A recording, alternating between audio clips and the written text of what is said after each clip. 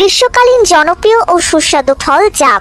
এতে রয়েছে প্রচুর পরিমাণে ভিটামিন, খনিজ উপাদান ও অ্যান্টিঅক্সিডেন্ট, যা রক্তের শর্করা নিয়ন্ত্রণ, হজম শক্তি উন্নত করা এবং শরীরের রোগ প্রতিরোধ ক্ষমতা বাড়াতে দারুণ ভূমিকা রাখে। তবে পুষ্টিগুণে সমৃদ্ধ এই ফলটি খাওয়ার পর কিছু খাবার খেলে শরীরে উপকারের চেয়ে অপকারী বেশি হতে পারে।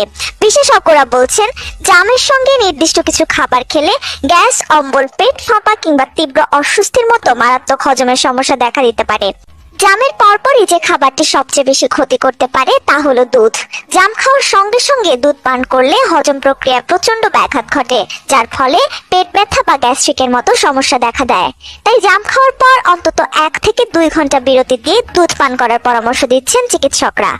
জাম খাওয়ার সঙ্গে সঙ্গে পানি পানের ক্ষেত্রেও সতর্ক থাকতে হবে। ফলটি খাওয়ার সাথে সাথে পানি পান করলে হজম প্রক্রিয়া ধীর হয়ে যায়, যা অম্বল বা বদহজমের ঝুঁকি বহুগুণ বাড়িয়ে দেয়। তাই জাম খাওয়ার পর অন্তত 30 থেকে 45 মিনিট পানি না খাওয়াই ভালো। জামের সঙ্গে হলুদযুক্ত খাবার খাওয়া একদমই উচিত নয়। জাম ও হলুদ একসঙ্গে পেটে গেলে বমি ভাব বা বুক জ্বালা পোড়ার মতো সমস্যা তৈরি হতে পারে।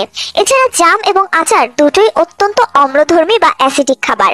এই দুটি জিনিস একসাথে কিংবা পরপর খেলে পাকস্থলীতে অম্লের পরিমাণ অতিরিক্ত বেড়ে যায়, ফলে বুক জ্বালা, অম্বল বা খাদ্যনালীতে তীব্র জ্বালা পোড়া হতে পারে।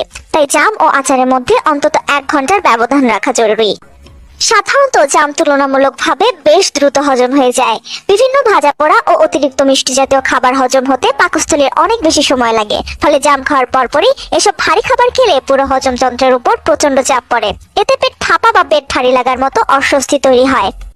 বিশেষজ্ঞরা মনে করেন, জাম অত্যন্ত স্বাস্থ্যকর একটি ফল হলেও সঠিক নিয়ম ও সময়ের ব্যবধান মেনে চললে এর পুষ্টিগুণ পুরোপুরিভাবে উপভোগ করা সম্ভব নয়।